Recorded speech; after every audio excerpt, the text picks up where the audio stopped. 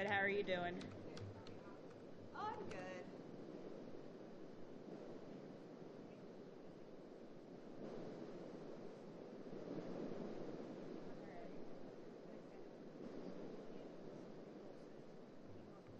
Desk. Must have. This looks like an old booth. Yeah, I remember them doing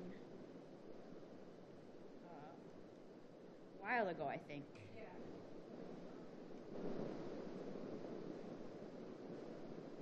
I think she came and spoke at a council meeting or something.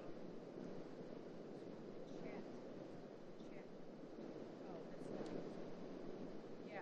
Yeah, I think you guys were. Okay. And I was like, oh, I don't think that's fun. Yeah, no.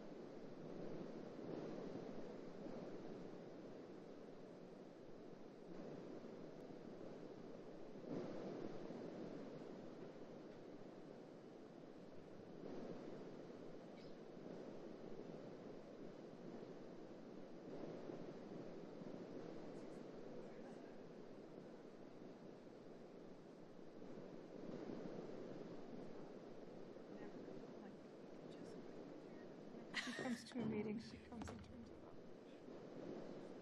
off. Do you do too? Oh God, you should see my office. I'm not telling.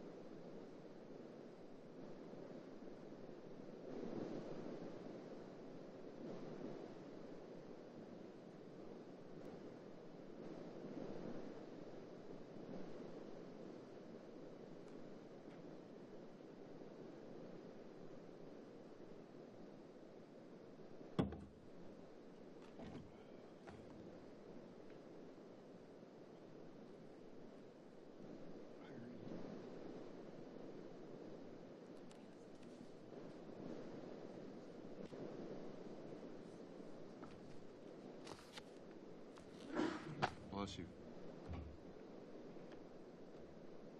Thank you.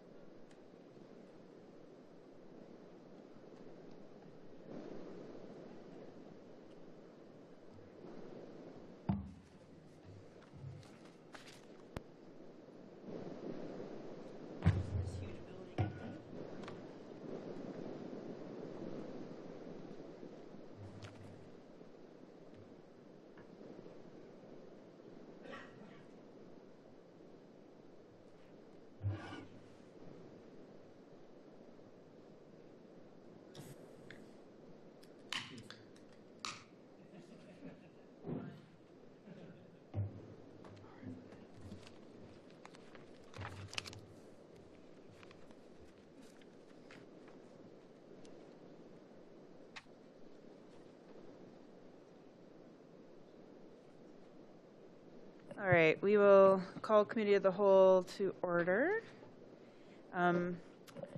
First, I will move to approve the minutes of the February 9th Committee of the Whole without the necessity of reading. Second. Motion's been made and seconded. Any discussion? Hearing none. All those in favor? Aye. Aye. And that motion passes. Okay, so tonight, our main objectives for this evening, we have all of the bonds, notes, legislation that the Finance Department and our bond council has asked that we, whatever we're adopting, that we get it done by the next full council meeting, which is our next meeting in March, which means we need to get it out of Committee of the Whole tonight. So that's our main work tonight. So on the docket, we have all of the bond legislation, and then we also will be getting a presentation from planning, obviously. So what I want to make sure we do is save some time. Assistant Director Boss, how long do you think your presentation is? I'm going to try to keep it at like 10, 15 minutes or less. Okay, that's great. Okay, so that'll give us time to deliberate about the ordinances, as well as if anyone has questions about any of the other bonds ordinances besides the City Hall stuff. Okay, so with that, I will turn it over, I'm assuming, to Assistant Director Boss.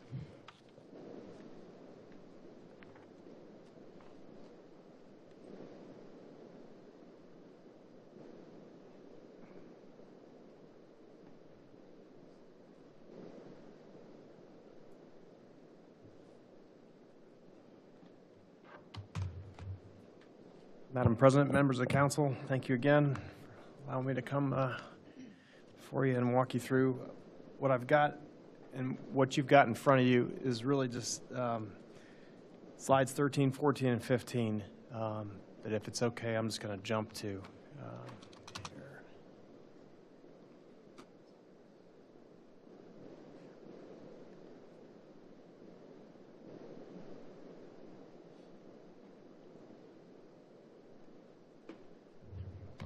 So if you remember from last time, we left off at this slide 12. It's just kind of the basic analysis of alternatives, eliminating status quo, option 1, and option 3 with the community health center. So it really leaves us down to option 2 and option 3. So what I wanted to do was hopefully just recap some things, provide some additional perspective, and then stop talking and answer questions and further deliberate. Because again, this is a broad, high-level scope kind of view at it, and it's a view to what's the end state that we're shooting towards. There are lots of ways that you can get here, and we can talk about all those different ways of getting here, but ultimately, what is the end state that we're working towards? So slide 13, and I'll just go kind of top to bottom down here. And I wanted to provide you the hard copies there because I know they can be hard to see on the screen. So as we reviewed last week, for priority 1, which is providing the police and courts the increase of renovated space to meet their needs, both options work. I think one of the only change to the previous slides that I made was on the assumptions, and I added another assumption just based on our discussion last time and further thought was that we talked about, and I wanted to assume just in planning that the council offices currently on the first floor in that lobby, they do need to move in order to create the space for that lobby. Now, they can stay in this building, they could move to another building.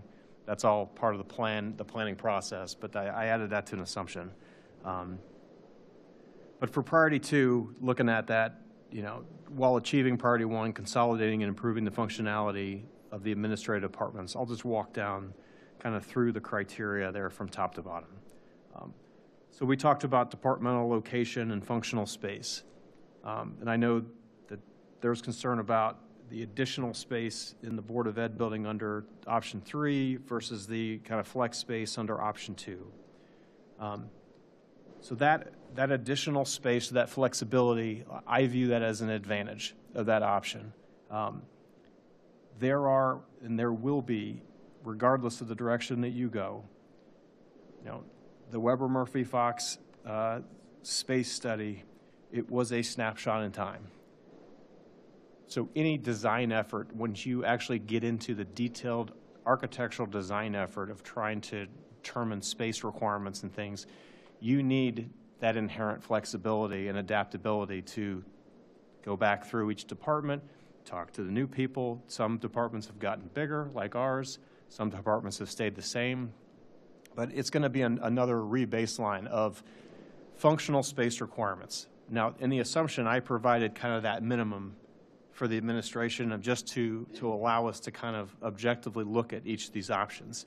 So, but that may flex up, it may flex down. I have a feeling it's going to flex up just when you start thinking about things. And the other thing that was not included in any of those fit studies was storage space. There was no IT space in the new, in either new building. And then there's the decision that has to be made about where is council offices and the auditorium going to be. So in my view, looking at this, flex space is an advantage, and having more space is an advantage. When you look at option 2, it is more limited because obviously if you want to include more space, you have to create a larger addition on the front of the building. How large that is, I can't tell you. I will show you a guesstimate here in a little bit of what just one kind of in terms of looking at cost, a size that that might be within that range. But just staying within the option 2 right now, you're locked into not a lot of adaptability with the administration all on the 3rd floor. And any changes that you make to that to try to accommodate any design flexibility or things that come up in that design process is going to take away from police and further complicate that design effort of having the administration maybe not on the 3rd floor, maybe it's on the 3rd and the 2nd floor. How do people flow through it? Or people have to now flow through the police department to get somewhere? It just becomes more complex unless you make a larger and larger addition on the front of the building. And that, obviously, as it cascades down through these other criteria, adds complexity, it adds time, it adds cost, all of those things. In terms of points of service, we talked last time, option 3 is the one right now that consolidates the administration into one building. Option 2 retains the annex. It retains those 2 points of service. It's part of the staff surveys that went into that. I know there's lots of folks that work in finance and the water and the tax building that don't like being at the annex. They want to be consolidated. They want to be in that one location. And again, the only way to rectify that, and that's what I put under here, I'm calling option 2A. 2A would be the larger addition on the front of the building. So the only way to accommodate that is through 2A. And that, again, you can design that. You can design a larger building in order to divest the annex. But as you start talking then about the next one in terms of parking, and we talked about the complexity and the demands at both locations for parking, option 3 does provide an advantage, and objectively it accommodates that same demand across 2 different sites. So it distributes the demand across 2 sites. Option 2 and option 2A would retain all that parking demand on this location. And if you went to 2A and you divested the annex, you're losing that parking lot. And even though it's only a handful of spaces, it is a handful of visitor spaces and some employee spaces that would then have to be accommodated on this site. And so you're trying to accommodate the same parking demand with fewer spaces. So objectively, it's not as much of an advantage as option 3. And then the last line of time, complexity, and then getting into cost and sustainability. Both options will require some form of temporary relocation. It just has to happen through the construction process. You got to move folks out in order to start working on spaces, either way. Option 3 involves the renovation of 2 existing buildings. Option 2 involves the renovation of an existing building along with new construction and an addition on an existing building. Again, 2A, all depends on size. There are complexity, time, and sustainability implications between adaptive reuse of existing buildings, new construction. There's unknowns with new construction in terms of once you start breaking ground in front of this building, what's there that we don't know about. And I mentioned last time all the unknowns that we found just in about a 20-foot space on Lakewood Heights at Winterhurst in terms of when you start breaking ground, how many unknown things you find.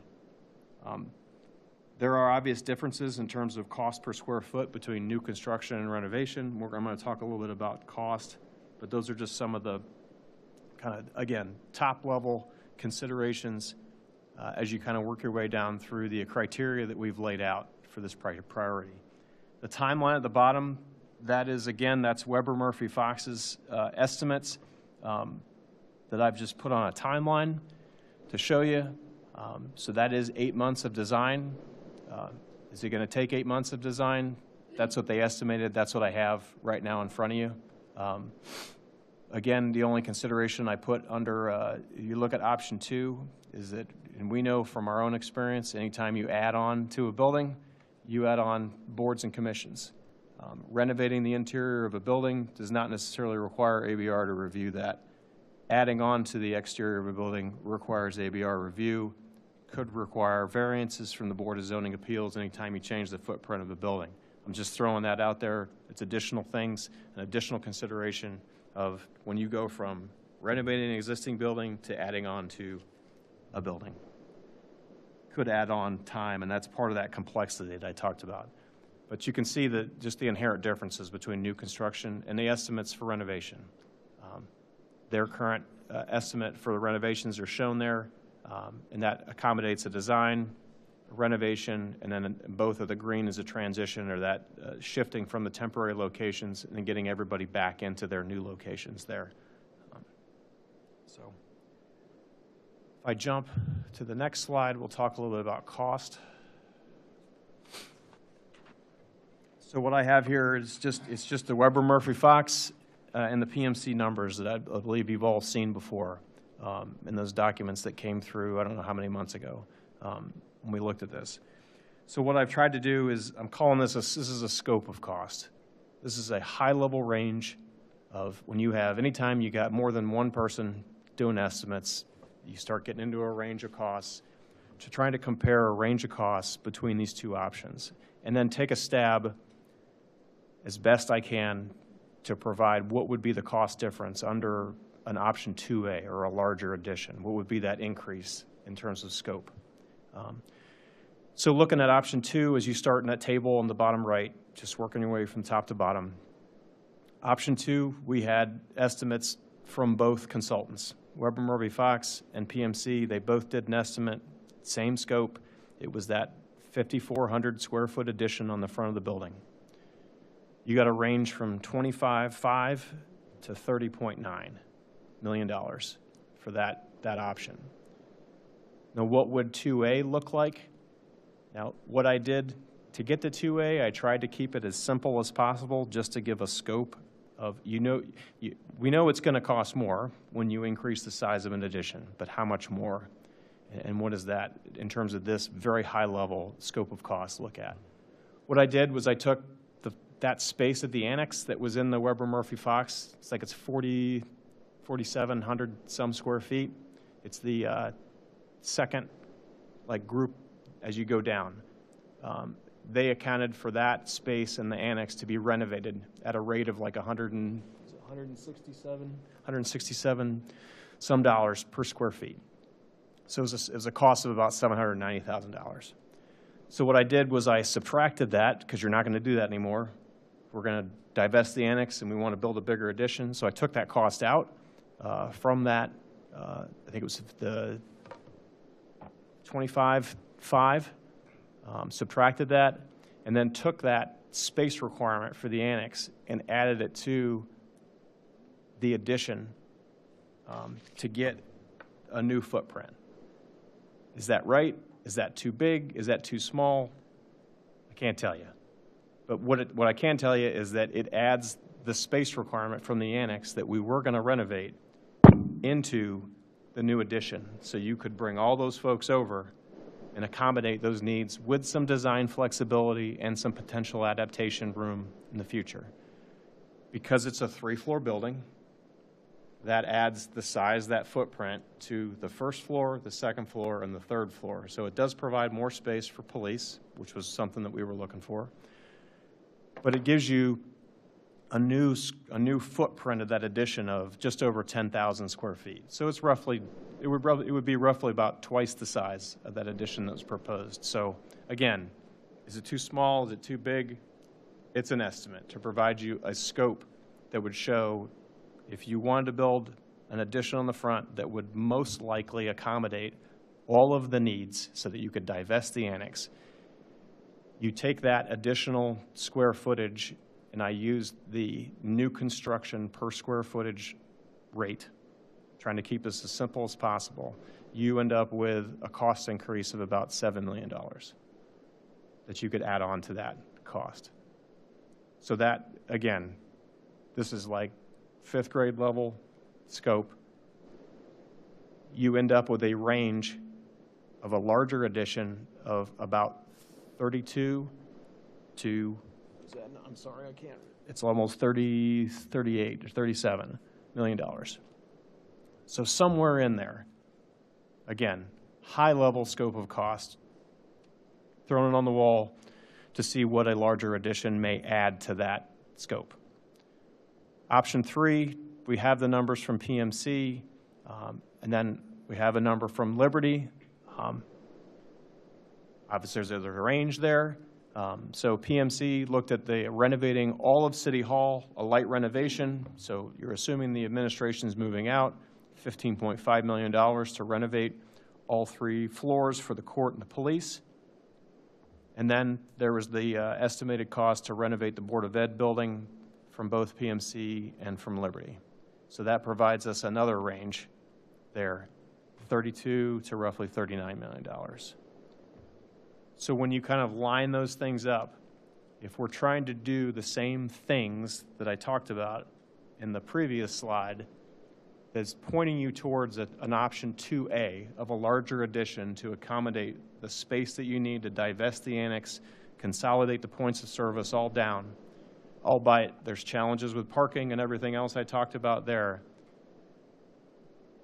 From a high level, from the moon range of, or a scope of cost, you're roughly at $32 to $37, $39 million for either option. That's just from looking at the numbers that were presented. So taking it at face value. So I will wrap up and summarize here. That just, there's been a lot of information. There's a lot of information in these slides. That's why this slide deck just kind of builds on itself. I don't take slides out. They're all there for your review. Objectively, when you look at this, from my standpoint, you look at the criteria and advantages, the time frame, and that very high level scope of cost. I believe that option 3 still, it provides you more advantages than either option 2 or 2A. That is looking at it objectively. From a subjective standpoint, and I know you've heard this from other folks before, I also concur, and I believe option 3, it is a opportunity, whatever you want to call it, and I'm not into hyperbole, but how many times in the history of the city has you had the opportunity to shift City Hall to a new location? They've done it once. They've done it from Lakewood Park to here. Arguably a generational opportunity to take City Hall and move it, consolidating all of its administrative functions in one location in the heart of the city, not someplace that's a mile from the center of the city, that's further away from 2/3 or 3/4 of the residents of the city from everybody else. You have the opportunity to centrally locate this City Hall. You have the opportunity to create a contemporary justice center, reusing and adaptively reusing this building. Those are the subjective, tugging at your heart reasons. Objectively, though, going back through all these slides, I tried my best to kind of lay that stuff out, and the numbers are there. And again, it's a high-level comparison. And so I feel like this comparison would stand up to if you wanted to dive deeper into 2A, nothing about the criteria that we reviewed is going to change unless you build that addition on top of a parking garage. You're not going to add spaces to this in terms of parking. There's lots of ways that you can skin that cat, but I believe that this comparison, this analysis would stand up to any kind of modifications of 2 or 2A. It is simply a locational thing. There are physical limitations about this location. And that's objectively why that I will recommend option 3. And so I will stop there. Pending any questions, I appreciate your time. Thank you. And we appreciate you putting all this together. This is the, I think, kind of data-based analysis that we were initially looking for, so it's helpful to have. Council members, questions? Councilmember Streebig. Thank you. Thank you, Mr. Boss, for all this information. This is very good and very helpful. And I did have a chance to look at the slides today, and at one point I saw something about the administrative square footage being lower than what they have here, and I'm not sure where that was, but I just wanted to make sure that that was consistent with the surveys of the employees that were held. That I don't know that I saw any of those surveys. Did we get those, or when we talk to department chairs and say, all right, Director Mahoney, what kind of space do you think you're going to need in the next 10 years? And we see that in order to fit everybody into the new Board of Education building, that they're going to end up with less space. And I just wanted to make sure that those numbers jived with what we're seeing with the surveys. That's my understanding, Councilmember, is that, so this was the slide when I originally went back through the alternatives versus priority one, and what you can see in that, the central line, the administrative department line, that's the function, like the functional offices, rooms, meeting spaces that was called out. That is in the Weber-Murphy-Fox space study that was based on the surveys that they did with the administrative heads and the members of each department. Yeah, actually, this is the exact one I was looking at, because it looks like we're The losing the quite a bit. 18,308, obviously, I think that's what I talked about last time, is there's this wide range of functional spaces between even the same consultant looking at the same requirements. Obviously, when you squeeze it, the administration onto one floor of this building, you go from option 1 to option 2, so there's less space. They're trying to do their best to fit it out there. Mm-hmm. The 18,308, I think, is closer to, and there was interviews and a fit study done by Liberty, as well as over Murphy-Fox for the Board of Ed building. Again, informed by the interviews with departments and folks. And I think that was literally because they're looking at, as that fit plan had, there was anticipating a lot of kind of adaptation and flex into that space, but they made the best efforts, I think, to apply it to the first and the second floors of that building, not necessarily the basement of that building. Mm-hmm. Some past I know plans we've seen that they use some of that basement space, but this was the most recent one I think that you all saw. And so that's why through this process of looking at that variance, I had to make that assumption of mm-hmm. saying that given all this, that I said I think it was 19,600 was kind of the minimum floor that we were looking for to get out of that, just knowing that when you get into the actual design process, people will ask for more space than what a third-party consultant may be like, well, they can accept that, or we've gotten more employees in our department than when this was like a year and a half ago or whatever. And so that's why I use that minimum floor assumption, and then put value on the ability to flex, if that makes sense. And then that 18,308, does that include moving the auditorium and the city council offices there? It does not.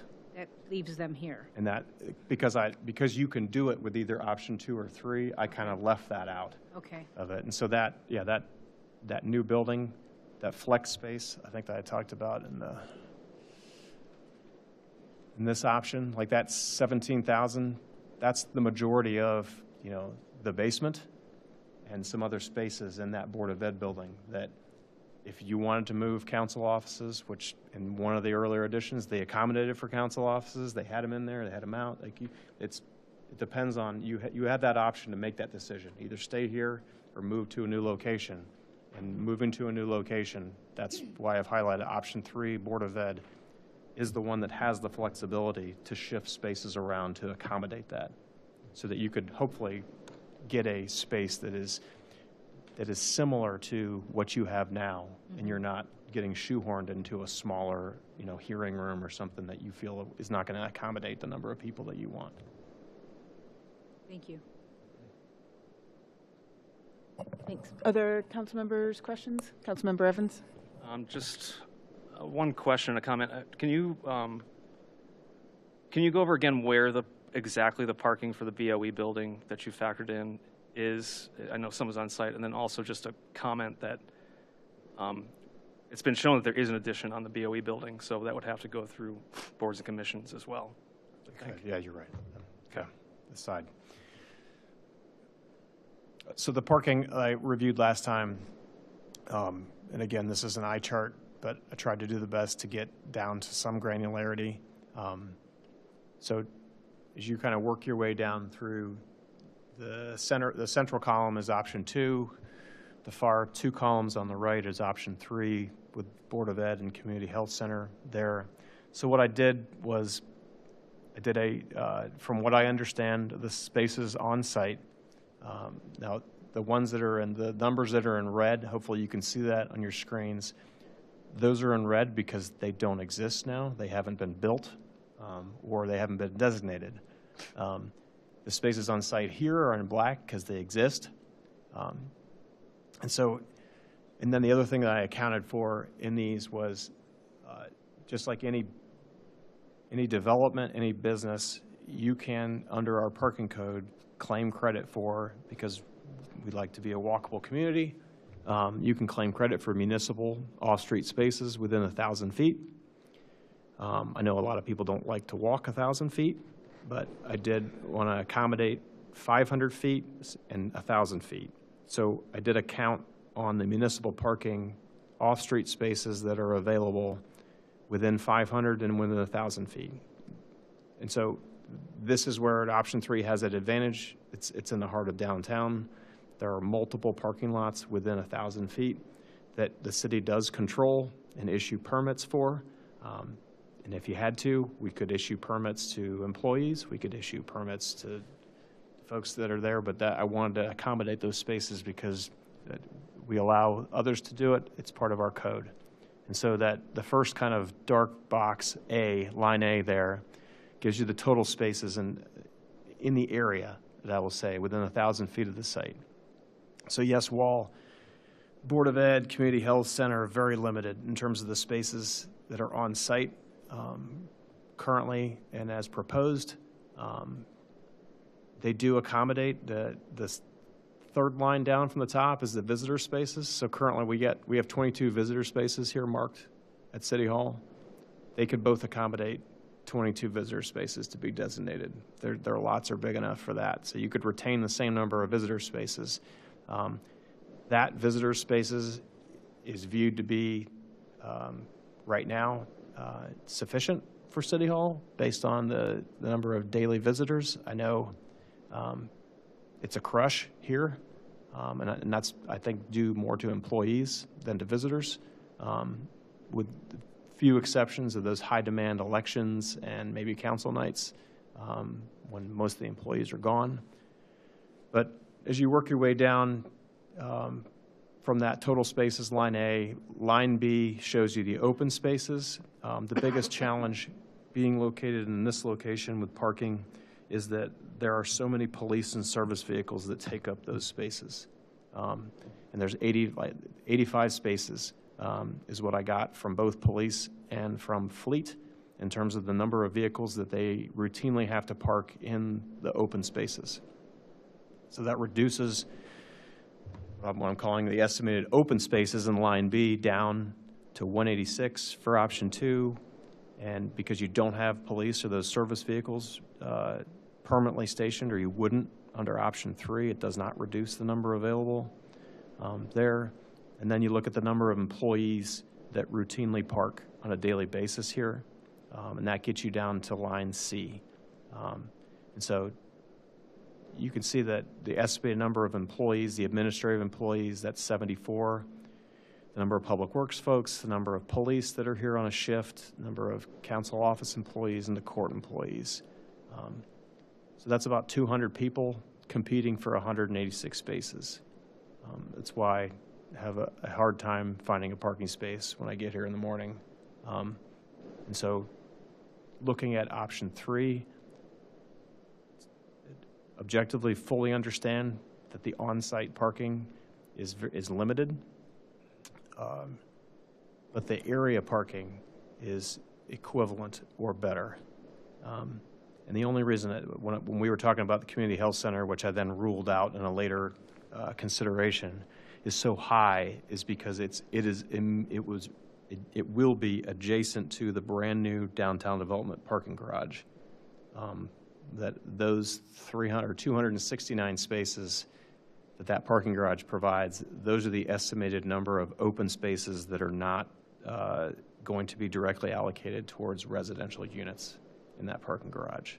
So I consider that fair game. But really focusing on Board of Ed, option 3, it's the option 3 column to the left. 191 spaces.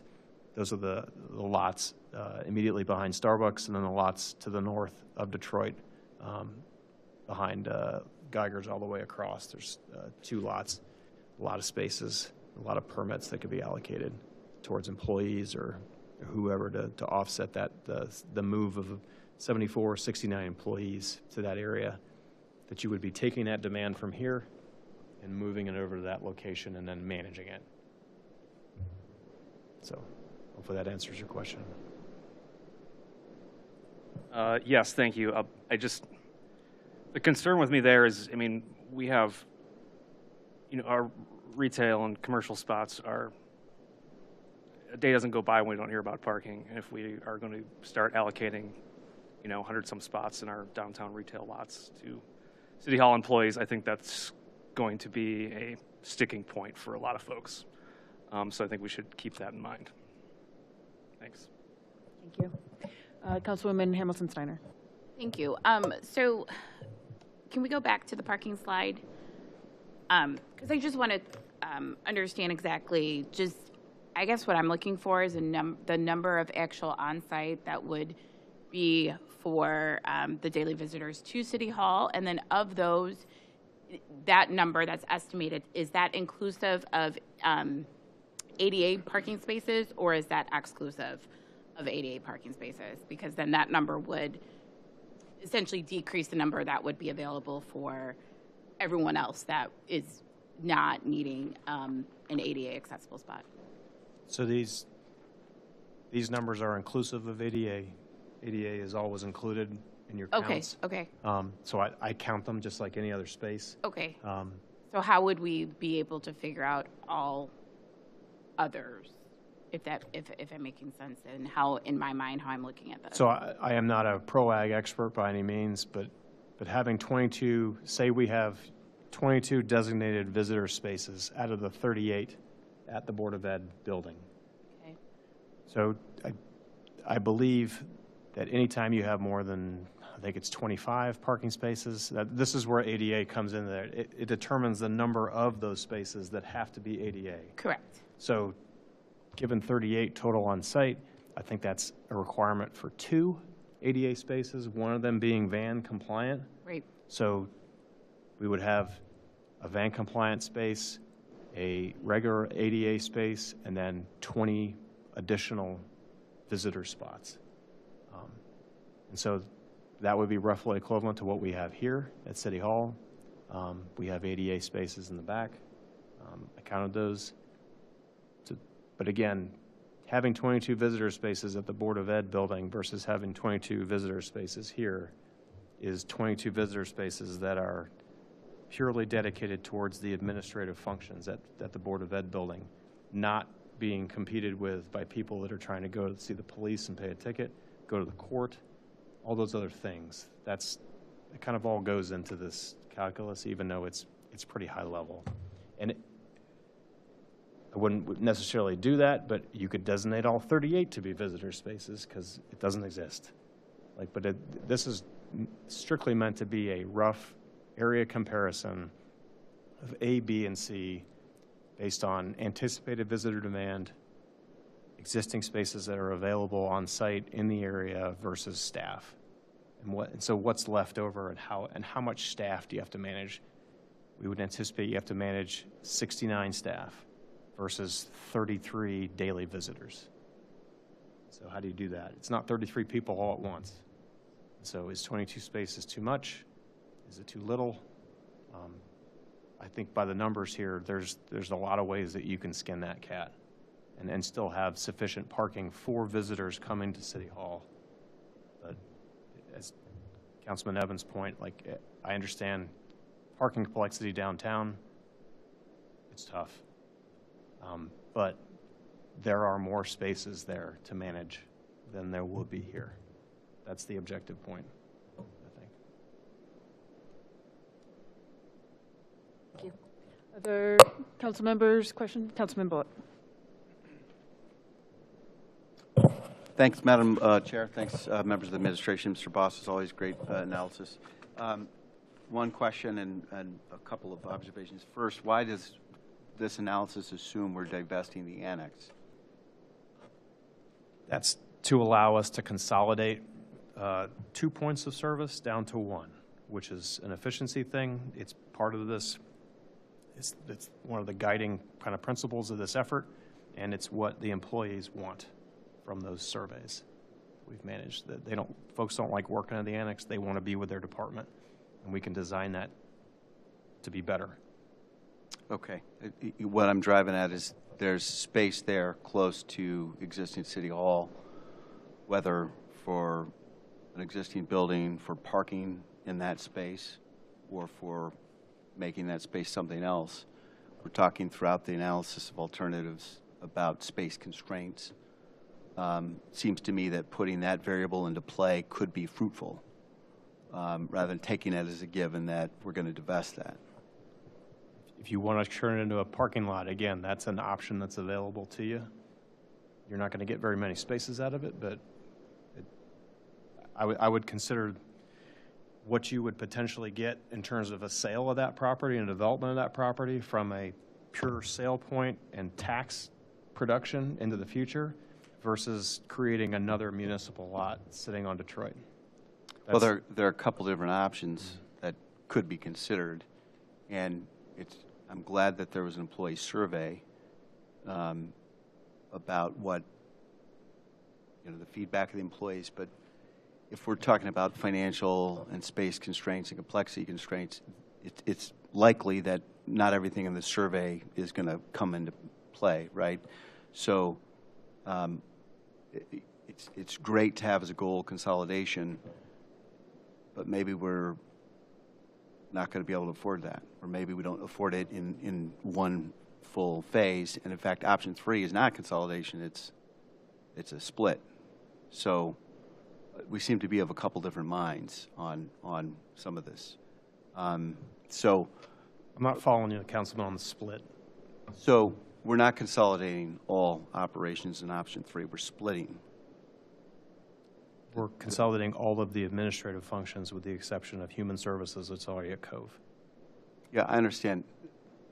There's still 2 different locations, 2 different sites. Not following you, Councilman. Okay. Option 3 proposes to have 2 different buildings with lots of City Hall operations and lots of City Hall employees. It proposes a justice center with the police and courts at this building, and the administration consolidated at the Board of Ed building. I think we're semantics here. I mean, the Justice Center is part of city government. In fact, it's a crucially important part of city government. Public Works garage is still going to remain on this site, et cetera, right? So public-facing administrative functions. I understand that, yeah. But we're having a conversation about, on the terms that you're defining. I guess I'm inviting us to reconsider those terms and the parameters, and it doesn't sound like the administration is interested in moving off of how you're thinking about it. I just did my best, Councilman, to look at this objectively, as anybody would. Okay. I appreciate that. Yeah, I'm not trying to get argumentative. I do think it's unrealistic to think that the parking at option 3, the downtown space, we're going to have employees presumably walk in all weather for a pretty long distance from the parking garage or public lots behind First Federal Lakewood or something is equivalent. That's a pretty long haul. So I think that objectively is not a fair comparison, to be blunt. And it also contemplates changing the footprint of the Board of Education building from front green lawn to a lot of hardscape, and for the gain of some spaces, which is good, but it's not realistically robust enough to serve what we envision, I think. So, okay. Well, again, I'm trying to engage in a dialogue here, not into a contentious debate, but I'm sharing some of the way I'm kind of thinking about the question. So, Madam Chair, Mr. Story's got it. Yeah, Chief Story. Thank you, Madam President. A couple of things. In response to Councilman Bullock, I think one of the basic premises that we started with 14 months ago was we wanted to be in a central location in a hub. That was it. As it relates to the parking downtown, we've had discussions with other property owners nearby, And I'm not fully confident, but I'm pretty confident that we'll be able to negotiate spaces within walking distance of our Board of Education site. The last part of this is also equally important to me. You know, Chris Ronayne famously said at a speech 2 years ago, praising Eric Wobser for the Sandusky move, saying that's why he hired him as his chief of staff, was because he saw the City Hall move in downtown Sandusky as a way to mobilize, to get 150 people that were at the outskirts of town, put them downtown, have them park, have them walk, have them go to the restaurants, have them go to the bars. It activates downtown. Ned Hill, all those people, that's like one of the core tenets you learn at Living College Urban Affairs. That's one of the primary things that we've tried to drive here to you guys. Whether you agree with us or not, one of the drivers the mayor wanted was she wanted us to be not on the outskirts of town, downtown. And that's what this was always about. Vice President Baker. Thank you. And to Chief Story's point, I mean, I think at least I see the vision of the Justice Center and activating downtown. You know, but we're weighing options and we have budgets and we have decisions to make, right? And so that's certainly a compelling vision, and I don't necessarily disagree with it. But as I go through this chart, which, by the way, thank you, Assistant Director Boss, a lot of information to get at 4 p.m. on a Monday as I'm trying to get my kids dinner and then come here. You know, but going through some of the things, and this is, ultimately, this is still a lot of information and a lot of different cooks in the kitchen. You know, there's Weber Murphy Fox, there's PMC helped coalesce some data, Assistant Director Boss helped coalesce some data, Liberty has some data, some of which they shared. And I understand, you know, it's under this, it's retain flexibility for space. 17,000 square feet of space is a lot of space. You know, that's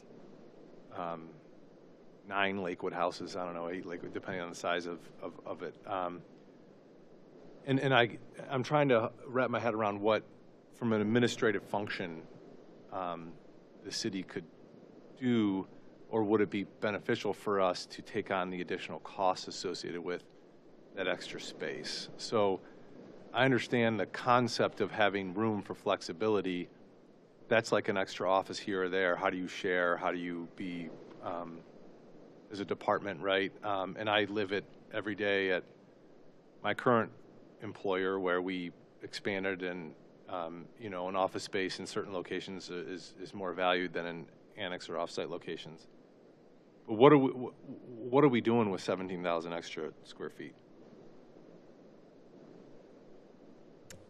I think the predominant things that, you know, just that are missing from this: storage, IT, inherent design increases that are going to happen when you go back to every single administrative department and say, oh yeah, well, we have a new employee, we have 2 new employees, we didn't account for them when we talked about this 14 months ago.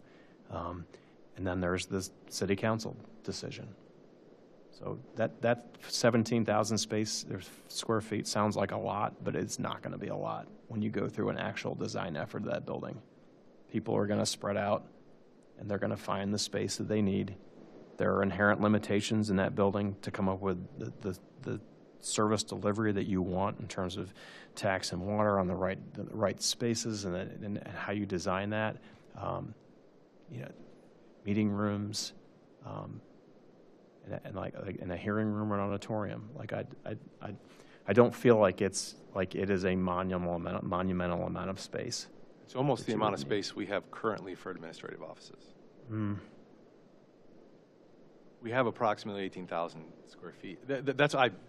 I'm not trying to. This is not intended to be argumentative to Councilman Bullock's point. It's just trying to understand. And that's just hard for me to wrap my head around in a world in which most, particularly white-collar style. Now, I understand, you know, a consultant at KPMG or Deloitte is not the same as someone who handles, you know, customer interaction, public at the water, you know, or income tax department. But they're not super different in the sense of the kind of standard amount of square foot you would want for them. I don't foresee us growing an admin staff, particularly, you know, as you look into the future of kind of white collar work. Maybe maybe 10% up or down, right? I can't see into the future with AI and everything, but I could see our on-the-road folks increasing, right? Our public works, our police, our folks that are out there in the city doing work. And that's where I'm having a challenge with this 17,000 extra square feet. Some other things, more high level, Councilman Bullock talked about. I mean, there is a way in which, I think there's a benefit to phasing, and that's where. But this is I'm trying to see through what is kind of a cloudy outlook with all the information we have. I'm trying my level best to manage all of these competing demands. But when you look at phasing, it's the same thing when you think about, you talk to hospital systems about how they build. And so the idea is you phase projects so that all of your stuff don't kind of like become obsolete at the same time. So you're constantly on like a capital maintenance plan and addition plan.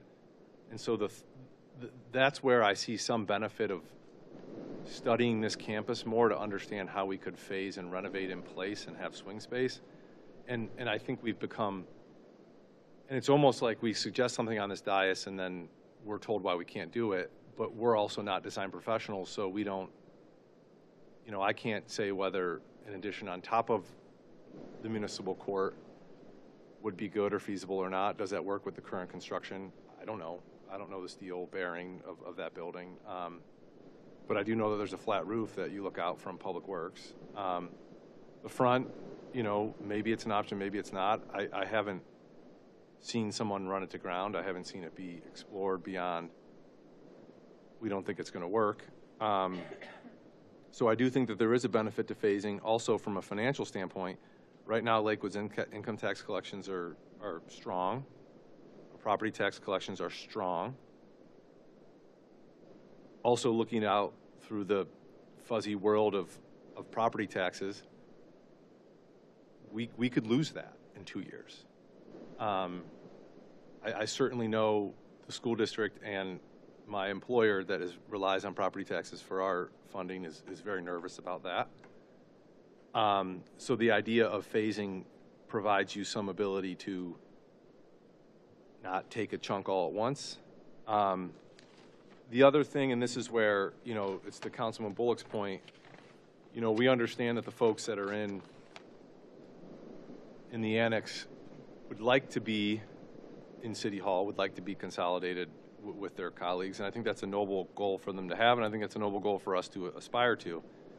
I do think when you look at your cost estimate chart, you're basically saying $800,000 to renovate the space, to give them nicer workspace, renovated, modern, sleek workspace, versus $7 million in additional expenses to make the addition bigger out front. So to me, you want to aspire to give employees what they want, but when the cost benefit is times 10, there's just budgets, right? And so that's where, you try your best, and we're the fiscal agents of the city, and we try our best to see through the funding challenges and the cost estimates we're seeing to try to help and do what we can to get these employees better workspace.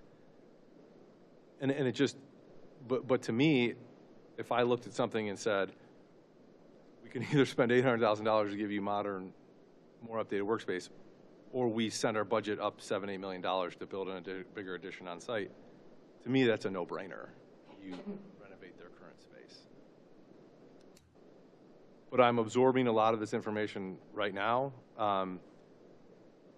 But I still think that I'm having a hard time, and this is where, right, we're going to do something with this bond anticipation notes legislation tonight, I think. I'm having a hard time understanding what we do with 17,000 additional square feet of space.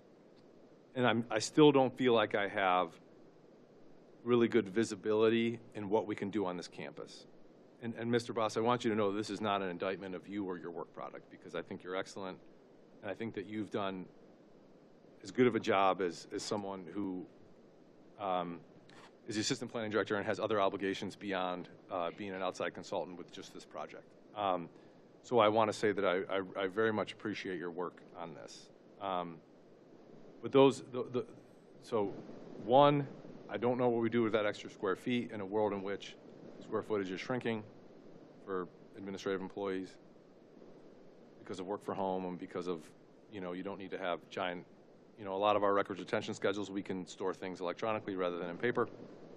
And then secondly, I don't feel like I have enough information about whether or not expanding here is viable or not. And so those are my comments, Mr. Chair. Thanks. And I'll just want to echo too, since Assistant Director Boss did the presentation, we're sort of targeting these questions towards you, but it's not necessarily, you know, we understand you're in a challenging situation here, and we appreciate the work that you've put in, so I just want to make that clear. So we are running out of time in this meeting. I'll just want to, because the bonds are what we really need to get out of committee tonight, I want to make sure we look at that.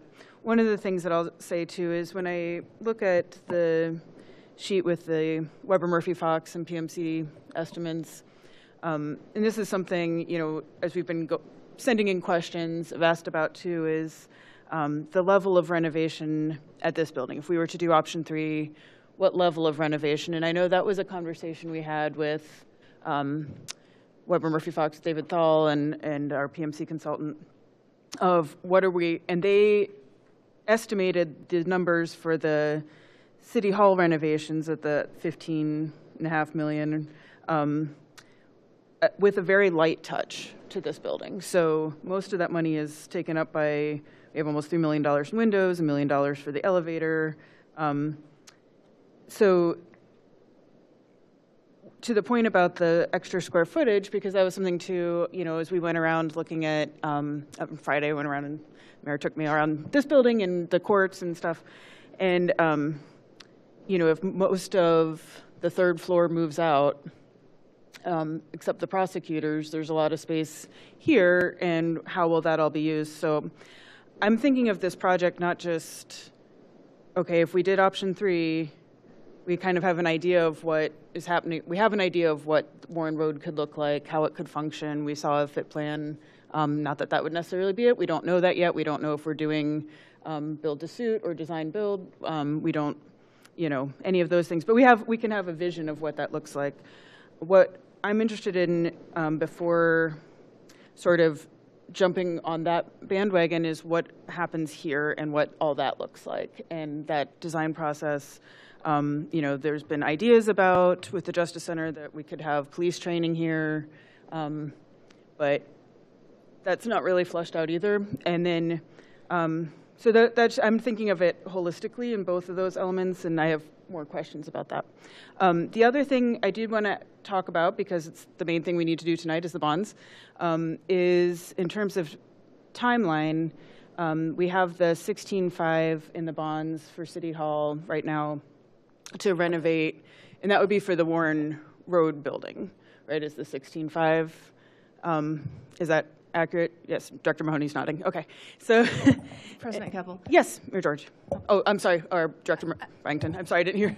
Sorry, I was just going to say a portion of that would go towards initial design for City Hall here, existing City Hall. Okay, do you know how much?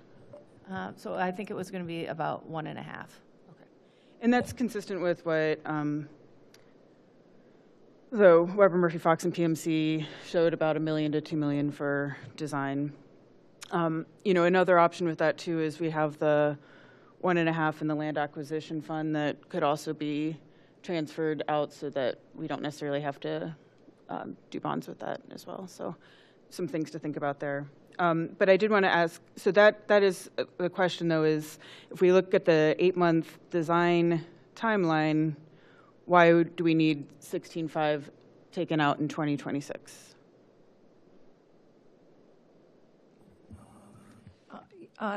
Thanks, Councilwoman. So as I had mentioned previously, if we were going to sign a design build contract for the Board of Ed building, and I have confirmed that with our bond counsel, that we would need funding for the whole project before we could sign the contract for that.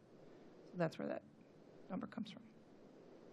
So, but we don't yet know if we're going to do design build or build to suit. Is that correct? Well, the recommendation was design build, but it was a recommendation. Okay.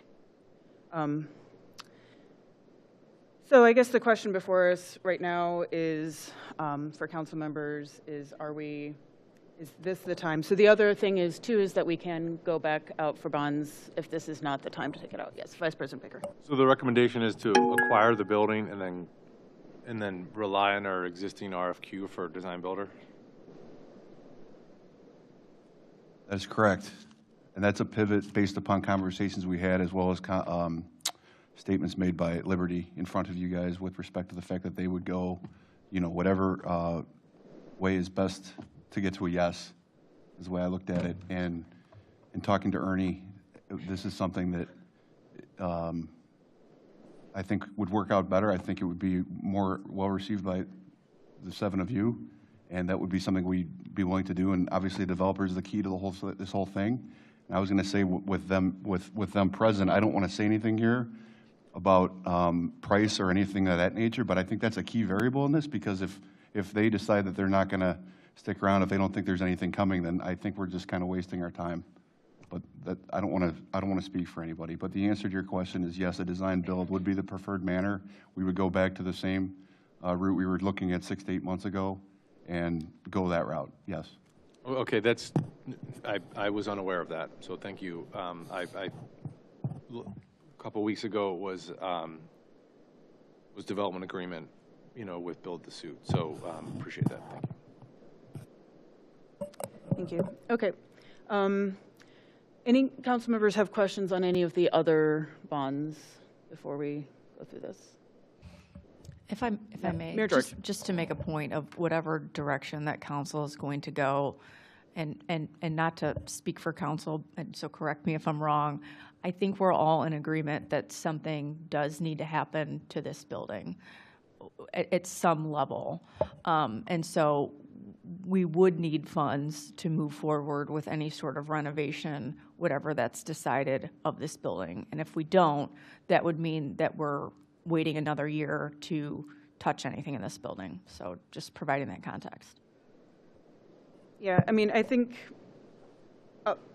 I've said this repeatedly. I think most council members, I think what I've been hearing is everyone on this dais is committed to particularly solving the police issue problem. And then, as we've discussed, I firmly believe that our staff deserve to work in spaces that are comfortable, that are efficient, so this building definitely needs work regardless.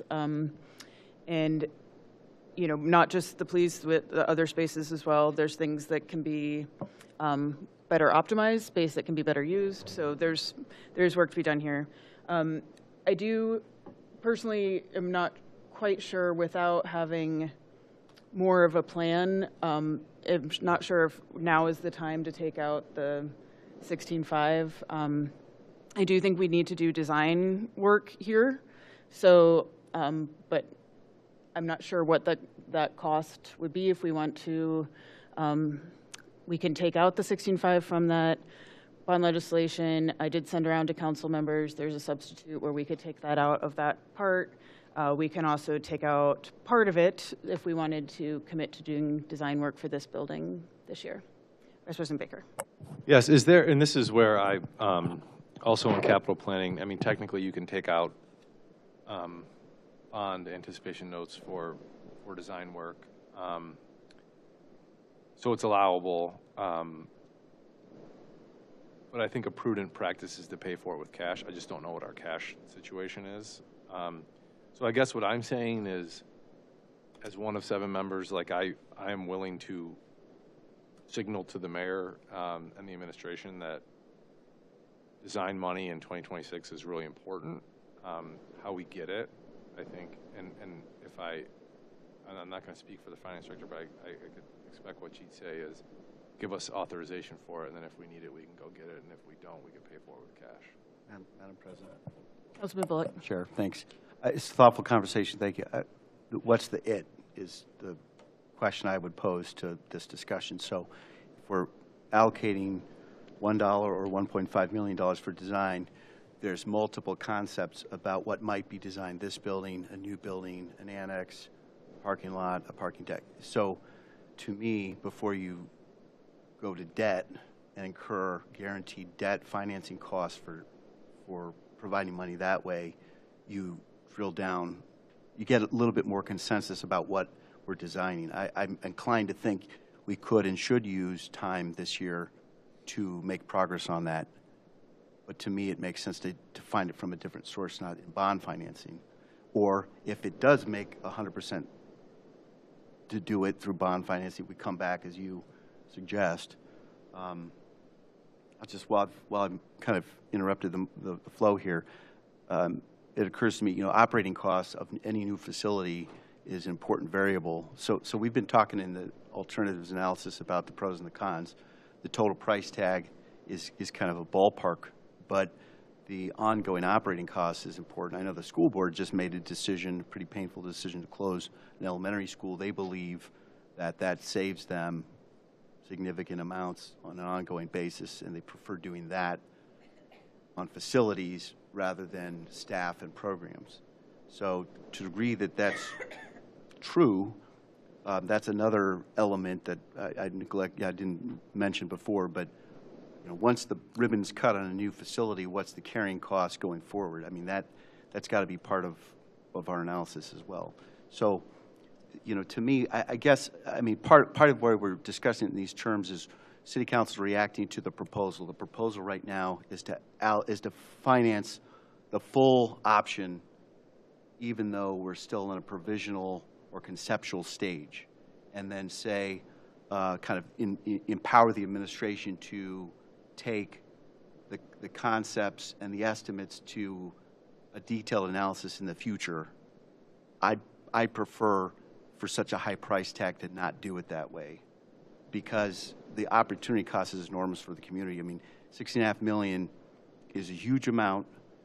We think we can afford it, but it could go to other things in the community. It may be that this is an important use of funds, but if we commit those resources to this today, that means they're not available to other things today or tomorrow. So that's why, to me, it's a very important and a decision that I want to be careful about and get more clarity. Thank you, Madam Chair. Yep, Chief Story. Thank you, Madam President. To be clear, from our perspective, the police renovation and the phasing of that work, there is nothing more important than that. That is the alpha and the omega and has been for 14 months. That's the plan. We need money to be able to design it. If the $16.5 million is not palatable because the idea is still in flux and may not happen, we still have to execute this, and that's what we're asking for here. Thank you. I think it's a little, because the two things are joined in the same ordinance of the design as well as the renovation of the Warren Road building, and we're sort of, these questions are getting conflated right now because there's two questions. There's one is council willing to consider the Warren Road building at all, ever? Or is it that we're not ready now and therefore not ready to allocate the 16.5 now? Because it is also what is the design process then? Because if we're saying Warren Road is not an option that we want to consider at all, ever, then we need to allocate design money to address the problems here. If we're saying we still want to consider that, but we're not ready to allocate the 16.5 at this time, and we could come back and go to bond later, that's also an option. Vice President Baker. Yeah, so I think I'd want, so I'm willing to appropriate funds and make it, and give the administration the flexibility whether to pay for it with cash or bonds to do design work for this site in the annex. And I'd even be willing to have some alternatives analysis within that design. Now, I don't know how we I could see a world in which if there was a verbal kind of agreement on the record that one or two members of council could be then involved with the meetings with that designer whenever they were selected. I just think that would be good. I think it would create a better glide path to success in the future, and also provide for some input. I think that would be a way in which maybe we could at least have a finger on the pulse of things and encourage communication and collaboration. So that's a suggestion. If I may just, and Councilman, I know you know this world well, but you know, if we would just get the funds for design work, that would prohibit us from entering a design build contract. So we would be a construction manager at risk contract for this building. So this design will be separate from the construction. So this year would be spent on design, and then when we go out to the bond market next year, that's when we would get the ability to work with a construction team and have construction next year. So just clarifying that timeline. We would need the full dollar amount for here if we want to do a design build here. I'm speaking from limited information because I don't know exactly what you guys have planned, or kind of what you're thinking, but what I'm talking about is hiring a criteria architect, which is a separate contract from a design build contract. And then furthermore, when you hire the design builder, all you do is pay for pre-construction expenses, which is a very small amount. And then you don't commit the money until you enter into the GMP, which would be when you start actual construction. So you don't the whole idea of a design build contract is you enter into, so you have a criteria architect that's different from the design builder. The criteria architect gets together schematic designs, which are otherwise known as like 10 to 20% designs. Can't price it, but you got an idea of what it is. And that's a contract over here. And then the design builder comes and you have qualifications and price-based selection.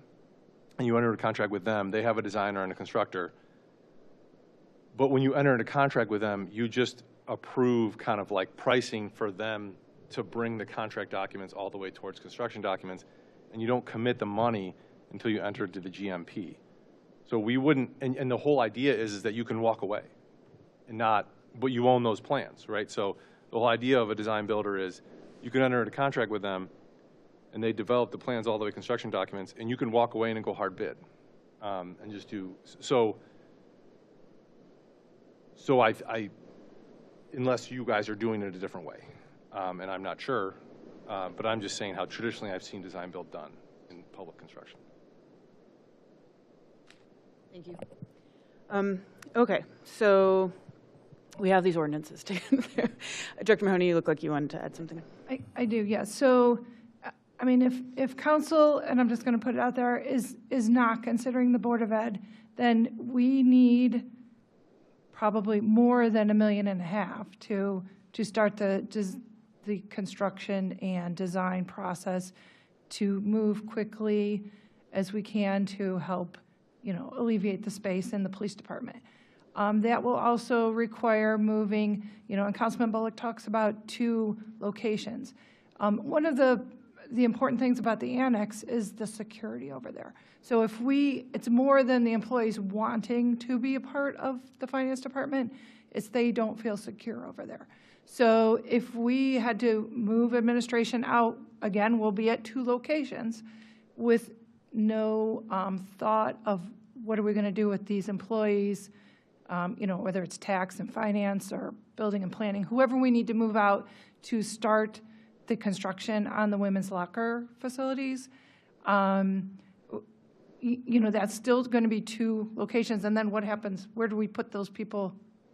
There's no place to put them when we're done, because the police and court have taken over this building.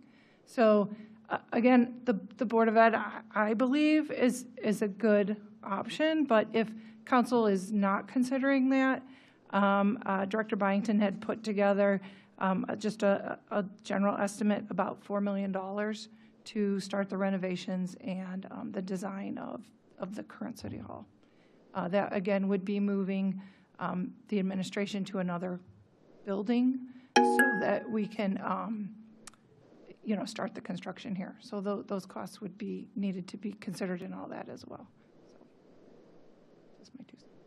Thank you. So, Director Byington, the $4 million, that would be for design of the 8-month, period that we have, that they estimated, or construction? Go ahead. Thank you, President Keppel. So it was a high-level estimate in regard to design work for the entire building, but then just implementing the first phase through a contract, which would include the garden level renovation for expansion of the police department, and then it would include the locker room expansion for the women, and ultimately probably might be in the second phase would be the dispatch moving. Dispatch would have to move temporarily, and then their final move would be up to Public Works based on the initial fit plan from Weber Murphy Fox. So it's just a high level estimate on what we could do, what we would hope to be able to enter into contract by the end of the year for with the design build company. Councilman Bullock. I guess the point of everything I've been trying to say is we don't know that that's what we're doing yet, and that we're attempting to study. So first of all, I don't know that I've heard City Council for sure rule out Warren Road, although I'm probably one of the higher skeptics. I appreciate everything that's been said, and maybe, anyway, I won't keep commenting, but I don't know that City Council's ruled that out. What I'm hearing from my colleagues is a lot more analysis and study prior to feeling comfortable committing this enormous amount of money to this important purpose. But the idea is we want to be sure that we've got the right option, and as these excellent slides show, there's many layers to that point. So the administration has been working on this. I respect how much time you put into this, and I know you've got your thoughts, but I think we still have a ways to go to get some consensus on what should the priorities and parameters be. So for sure, there's value to working in a timely manner to try to get forward motion on police facility space, but I don't know if the $4 million is the right answer. I mean, we should be talking some more about that, but I don't want to assume A, okay, not A, therefore B for sure is what we're doing, because $4 million is also a lot of money.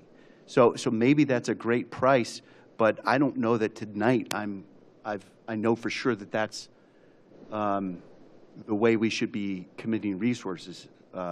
So I think, to me, Madam Chair, I think what we should be doing is continuing to be in close communication over the next 6 to 12 weeks to drill down and get further at this, so we've at least this council person has more clarity, and I'm not putting that all on you. You guys have been communicating and giving a lot, okay, so that we do feel confidence about what is the amount and the timeline and the scope of what goes into design, so that we can get more quickly out the other end of the design side and start putting shovels in the ground or hammers and nails into the wall.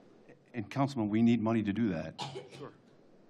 It's a chicken and egg. But we so need money to execute this plan. But 16.5 or 4.0 or 1.5 or $500,000 is very different numbers. But waiting 6 to 12 weeks will not get us any closer to the answer. The police are downstairs watching this very meeting. We know we have to do something. We're asking for, if you're not going to do the 16.5, we need money to be able to at least get the ball rolling. That's what we're trying to say. Yeah, and I appreciate that. I think the challenge is that, you know, we had seen on the previous slides about $1 to $2 million for design, no matter which option we did. And then, so have that number in mind. I wasn't clear that that was part of the 16.5. You know, we're learning all this tonight, and then now it's $4 million, and so it's a challenge to be prepared at this moment when we're also already over time in this meeting to figure out how, you know, if we're going to amend this legislation, what's the number we put in and what's it for. I want to be crystal clear that, you know, and that's what I've been advocating too, is part of this whole plan is, you know, doing the police as soon as possible. Like, that's been the priority, right? So not necessarily moving everybody out to Warren and then eventually getting to the police, is that we need to be, yes, and walking and chewing gum. So, that's definitely a priority. I think where I'm struggling now is just process-wise and legislatively of what motion am I about to make here, right? We need to get the rest of the bonds out too. We got to pave roads, we got to do Bunce Road, we got to do everything else. So we need to get through these, and we need to know how much we're allocating and for what.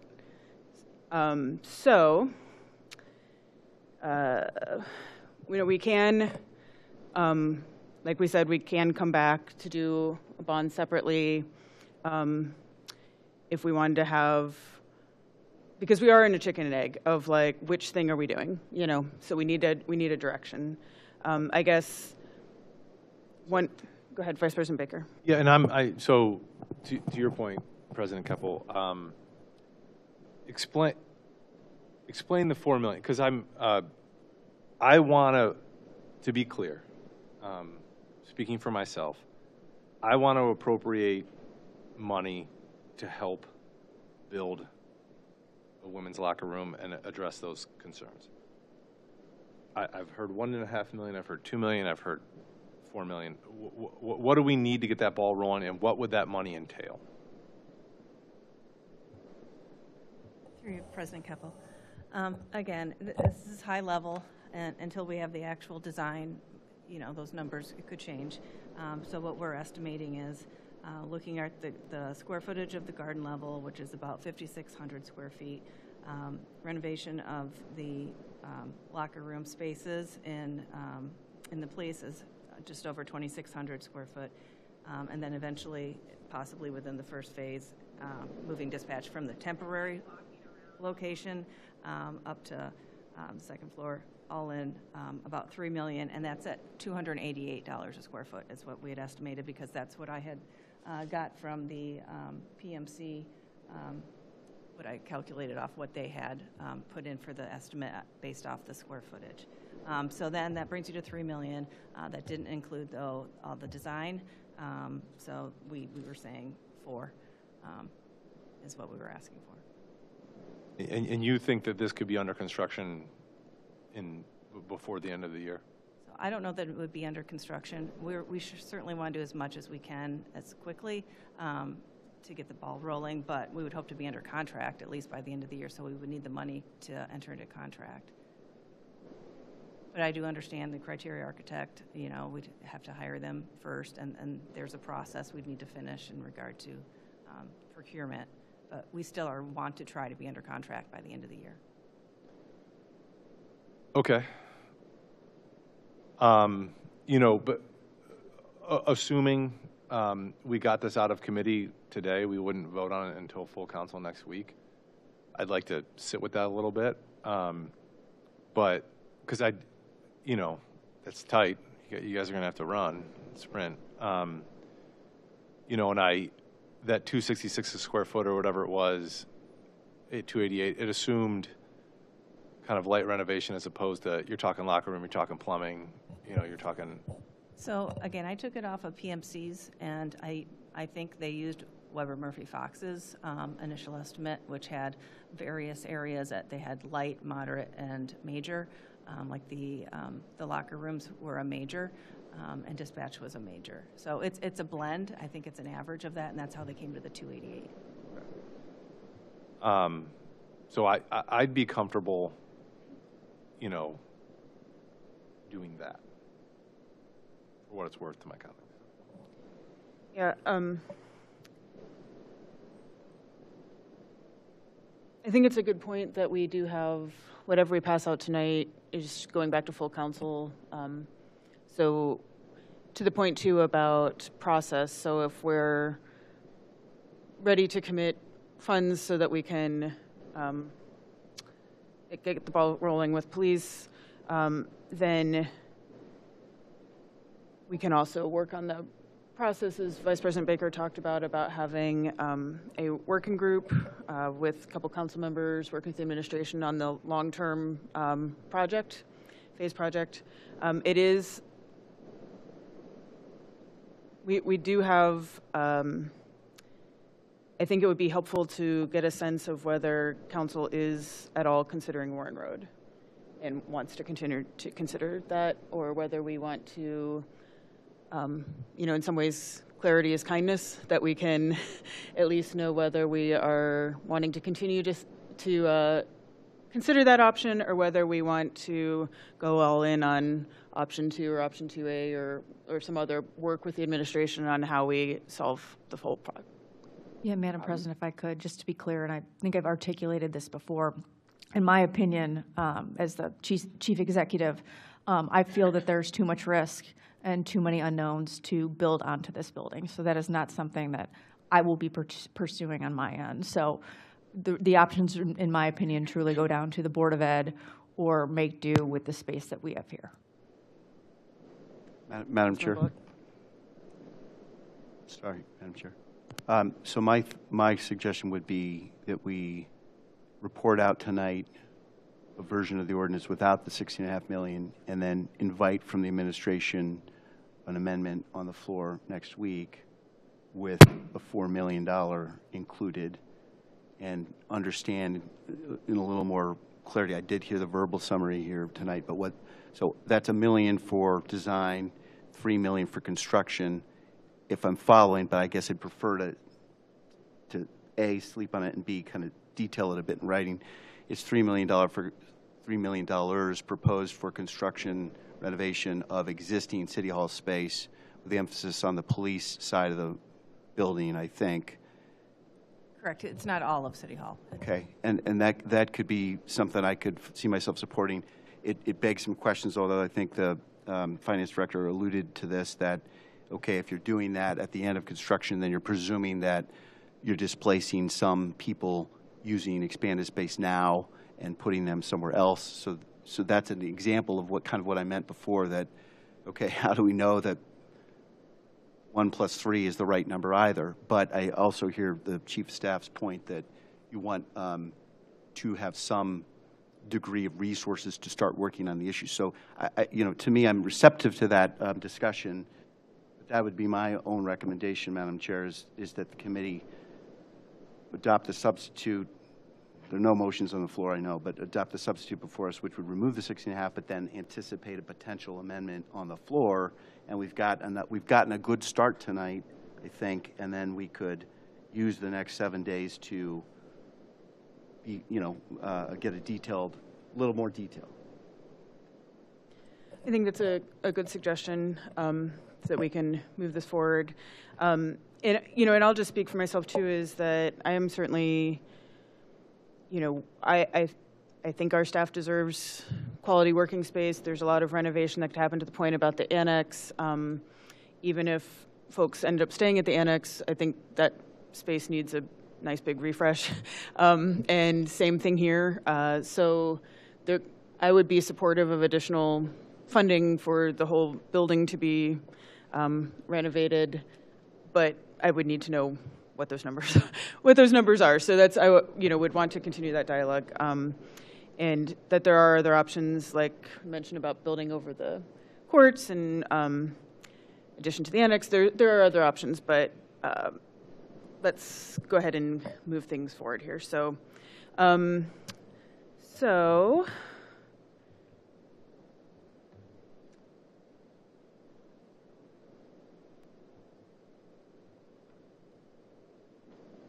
let's work. So I'm going to make a motion to substitute ordinance, the substitute version of ordinance 07-2026 that was emailed to council members, that removes the 16.5, and we'll continue that conversation with the administration and get the numbers that we can amend it when we come back to full council. So I'll move to substitute ordinance 07-2026.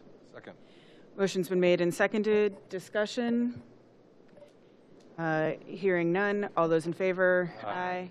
And then I'll move to refer the substitute ordinance 07-2026 back to full council. Second. Motion's been made and seconded. Discussion? Hearing none. All those in favor? Aye. And that motion passes. Okay, so then we have ordinance 06-2026. don't think we need any changes to that, so I'm going to move to refer favorably back to full council. Second.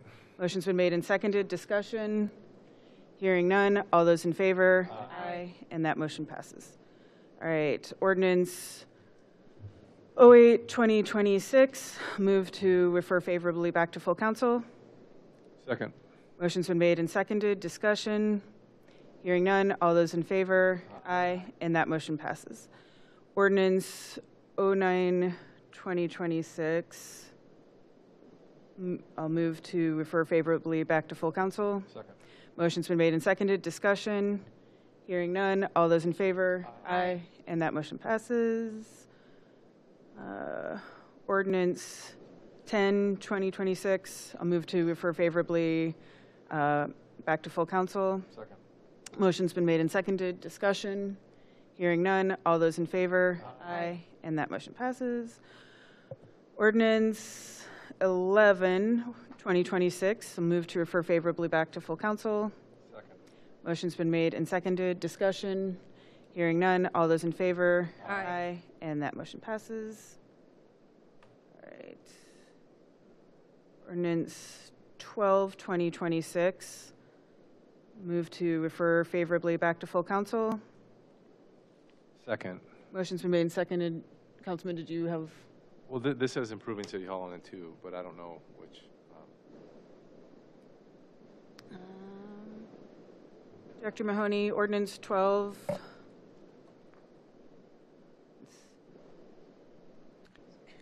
It does. Oh, no, this is the refunding of last Existing debt. year's. This has nothing to do with the new, Okay. the new. Okay, so this is the one where we're, yeah, okay. So, wait, we have a motion and a second to refer favorably back to full council. Any further discussion? Hearing none. All those in favor? Aye. And that motion passes. All right, and then we also have, oh, we do. We still have more. Wait, there's more. Ordinance 13-2026, move to refer favorably back to full council. Second. Motion's been made and seconded. Discussion? Hearing none. All those in favor? Aye. And that motion passes. And ordinance 14-2026, move to refer favorably back to full council. Second. Motion's been made and seconded. Discussion? Hearing none. All those in favor? Aye. And that motion passes. Yeah, 33-2025B is the appropriations. So first, I'm going to move to amend the whereas clauses to match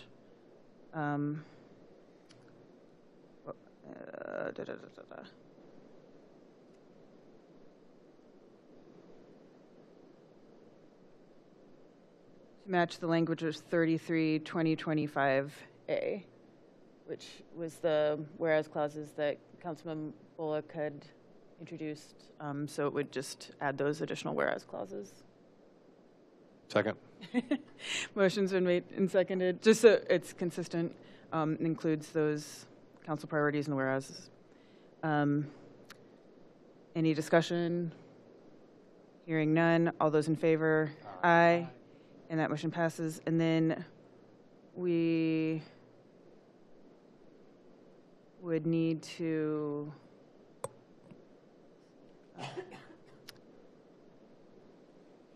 Madam Chair. yes, Councilman Bullock. The committee could also just move to defer on this item. I think the purpose of this was to propose the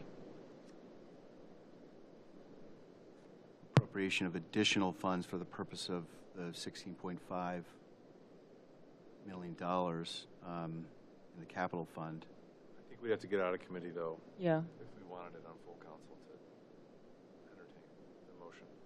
That may be coming, is that the idea? Okay. So in which case, then there's some numbers in here that would be. Yeah, we would need to, from the capital improvement fund line, is that correct, Director Mahoney? That's correct. Okay. That's the only change on that. Yeah, okay. So I'm going to Move to subtract the 16.5 million from the capital improvement fund in this ordinance. Second. Motion's been made and seconded. Discussion. Madam Chair. Councilman Bullock. So it appears in Exhibit A and Exhibit B as well. So does your motion include both of those, just for the record? It does. Thank you. And then, of course, pending the continued discussion about the 4 million, we would need to amend this in full council as well. Any further discussion on the motion to amend? Hearing none. All those in favor? Aye. And that motion passes. And I will move to refer as amended favorably back to full council. Second. Motion's been made and seconded. Discussion? Hearing none. All those in favor? Aye. And that motion passes. And I think that is everything. I'm gonna, can I, for the communications,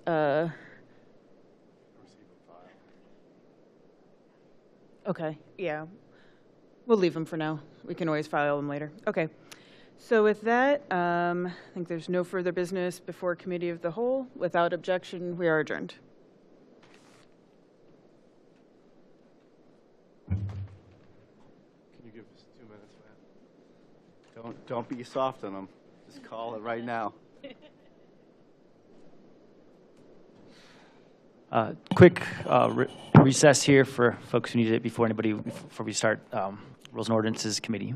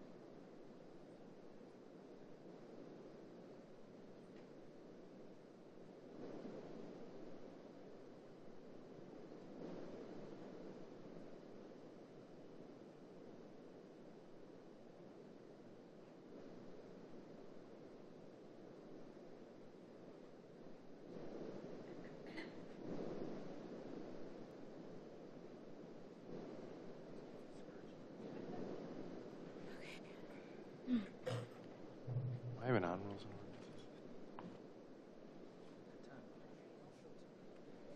Ordinances. No obligation here.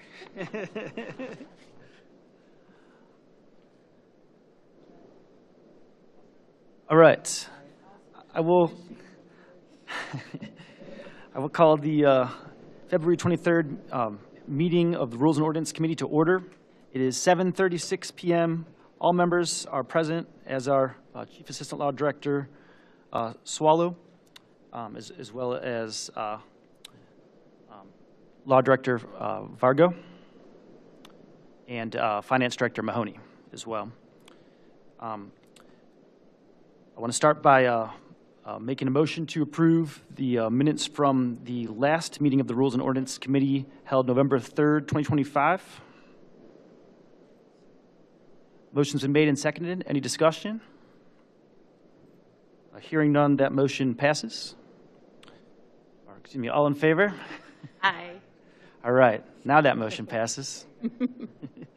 The following 3 agenda items are related to an initiative in the Law Department to remove fees from several areas of the code and to instead organize them neatly into a new administrative document called the Master Fee Schedule. It's my understanding this effort will benefit both city staff and residents by creating one go-to source for information on fees, rather than the current practice of conducting research in the code to locate fees, essentially streamlining everything to make it more user-friendly for all. Resolution 2025-71 creates the master fee schedule, and Ordinance 30-2025 amends the code by removing those same fees from the code. This time I will turn it over to the Law Department to say more about the proposed legislation. Thank you. Some of you are aware, and others of you will learn, that last year a resolution was adopted that took all of the fees from housing and building and created a master fee schedule. At that time, we modified those ordinances to change those to be consistent with having a master fee schedule. These 2 pieces of legislation are what I anticipate to be the second set of a total of 3 phases to this process. And Resolution 2025-71, excuse me, takes all of the fees from the administrative code and the business code and move those into the master fee schedule. The accompanying Ordinance 30-2025 then amends the relevant sections of the codified ordinances to modify those to be consistent with moving those fees into the fee schedule. Thank you, Assistant Director Swallow.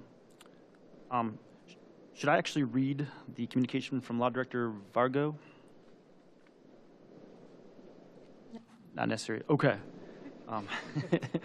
It's very well written. Just wanted to make sure where we stand on that. Thank you. It's already read into the full council record. Okay. Councilman, thank you, though. Thank you. All right, in that case, I'm going to move to receive and file this communication from Law Director Vargo regarding the master fee schedule that was referred to the Rules and Ordinances Committee on November 17th, 2025. It's been seconded. Any discussion? Hearing none, all those in favor? Aye. All right, and that has been received and filed. Move on to Resolution 2025-71, a resolution to take effect immediately provided it receives the affirmative vote of at least 2/3 of the members of council, or otherwise to take effect at the earliest period allowed by law to establish the master fee schedule by incorporating fees from Part 1, Title 5 Administrative Code, and Part 7 Business Regulation Code of the Lakewood Codified Ordinances, and superseding all prior fees established that are included in this resolution that was referred to the Rules and Ordinances Committee on November 17th of last year. Any discussion regarding this resolution? Mr. Chair. Just one question for the Law Department. So you said this is 2 of 3, so there'll be one more. Correct. So what are the fees that aren't currently? So you said building and housing, and this is administrative and business. Public Works, water, wastewater. Okay, great. Those fees have not. And do you have an idea of when that will be coming before us? It should be pretty quickly. I've already met with Public Works, and we've gone through the code and pulled out all of those fees, so I have those organized. I just haven't drafted the legislation yet. All right, great. I'll have a question on one of those, so thank you for that. And I also want to point out, the only fees that are being added to the master fee schedule begin on page 7 of the resolution. The ones prior to that were established last year, but again, to keep it all in one place, they were restated in this ordinance. Great, resolution, rather. Appreciate it. Mm-hmm. Thank you. Any further discussion? Yes, Councilperson Baker, or Council Vice President Baker. Here, I'm just a non-committee member asking a question. Thank you, Chair. I assume, but I wanted to get for the record, I didn't go through and double check all these, but the fees are staying the same from the code, or are we updating any of them? Most of the fees are staying the same. If you go to page 8, there is a request to increase the H2O camp fee. I believe the current fee is $75, and Human Services has requested to increase that to $75 just to help keep up with the expenses of that program. There is a credit card processing fee that is proposed here. that would give the administration the ability to pass that on to a credit card user, but not required. When we were going through our conversation and reviewing these, we realized that we had been charging a property assessment search fee. So when a property title company calls the city and double checking to make sure that everything has been assessed to the tax duplicate, there's like a time lapse there. We've been charging $15 for that. We could not find where that had been authorized in the past, so we wanted to add that in here. And sidewalk dining inspection is not currently being charged. There will be additional legislation forthcoming to set up a new process for approving a sidewalk dining. We have had multiple complaints over time where somebody goes through the process with Planning Commission and gets their approvals, and then they don't follow through on the design, and you know, also making sure that it's ADA compliant and all of the things that we need to do. So that one would not be charged unless that other legislation were adopted. So those are the only changes here. Thank you. Do you have another question? Absolutely. Is there any way to, like, do we know generally what section of the code that sidewalk dining inspection fee is going to come from? Probably in the zoning code. Because I just hate having a TBD in our code, because technically this would go into the master fee schedule, right? So if we could even just indicate the section of the code that it would derive from, that would be the... I mean, we could amend that to just put 116103, but with the zoning refresh that might change forthcoming, that may change as That's well. going to change everything, though, I Correct. think. Yeah. Absolutely. Yeah, I just, the weird law school journal note editor in me thinks that we should have a code section, but thank you, that's all. Councilperson Steiner. Thank you, Chair. So this question is directed, is for Director Swallow. Going back on the credit card processing fees, can you just clarify, are those fees currently being charged, or they're not? They are not being charged. This would create the option to pass that along to the credit card user. So that, because right now the city is absorbing those fees. Okay. And it is a substantial amount of money. Okay. And is that something that could potentially be waived for based on income? So it's not something that is, you know. I mean, it could be, but the easiest way to do that would be to get a money order or write a check. Yes, but I'm just thinking, you know, accessibility, ease of paying for services, things that you need, and just how much. I know it's like I just paid my electric bill line, and it was an additional $275. An additional $275 doesn't break my bank, but for people paying that monthly, that adds up. And so, I would just like to know that if that's something that we are going to start doing, which I understand that those fees, it makes sense if we can recuperate some of that, but if we've been covering those costs, if we can continue to cover that for people I don't know how we would do that again, that would open a can of worms, but would that option be available? Unfortunately, I don't see us going in that direction. Like Jen said, they have options. They could pay cash, they could pay with a check, and they would not be charged for those. In our new finance system that we're just starting to implement, we will be moving to that credit card processor, and that will just be automatically paid if someone uses their credit card. It will be part of the process. So there's no way for us to, separate that out. Thank you, Councilperson Steiner. Thank you, Assistant Director, Director of Finance Mahoney. Any further discussion? Mr. Chair. Councilperson Bullock. Also drafting in the wake of you guys on the committee, I think it's a good line of questioning that Councilwoman Steiner brought up. The anticipated credit card processor, is there options to make other arrangements electronically, like you link up your bank account to be able to pay without? Absolutely. People can do that now. Okay. Sign up for auto pay, that's free, and things like that. So there are going to be some options. I think it's a valid point that wherever possible, if we can be mindful of our residents' costs. I also understand the other side of the coin, which is that, diligent essentially making sure the city's not subsidizing Citibank's credit card processing fees. So, but I appreciate the progress and responsiveness of the Finance Department on that point. On help to others, is that something that really should be in the law? Maybe youth camp should be less formally set, and I guess that gets to the point. So the fee schedule is proposed to be in the law, and therefore it's not changeable without further updates. So, but periodically, the presumption would be we might do periodic updates of the fee schedule. So you know, the proposal is to fix the rate of that. Let's use that example. Help to others registration permanently at $100. There's no opportunity to vary that up or down without going to the ordinances. Well, it isn't. This is a resolution, so it's not going to be codified. When I looked at that in the past, it's been done by resolution of council. Another option would be to, you know, change that $100 to as determined by the administration.